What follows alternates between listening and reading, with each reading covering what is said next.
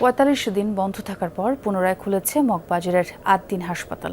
অনাকাঙ্ক্ষিত শিশু মৃত্যুর ঘটনায় শোক ও দুঃখ প্রকাশ করে কর্তৃপক্ষ জানায়, বন্ধ থাকাকালীন সময়ে হাসপাতালের ওয়ার্ড, আইসিইউ সহ সার্বিক অবকাঠামো সংস্কার ও আধুনিকায়ন করা হয়েছে। একই সাথে স্বাস্থ্যসেবার মান উন্নত করতে কর্মীদের দেওয়া হয়েছে বিশেষ প্রশিক্ষণও। লাইসেন্স পুনর্বহালের পর আজ সকাল থেকে আবারও পুরো দমে শুরু হয়েছে রোগীদের চিকিৎসা ও সেবা কার্যক্রম। আদ্দিন মেডিকেল কলেজ হাসপাতাল চালু হওয়ায় সন্তুষ্টি প্রকাশ করেছেন মেডিকেলের বিভিন্ন শিক্ষার্থী সহ চিকিৎসা নিতে আসা রোগীরা।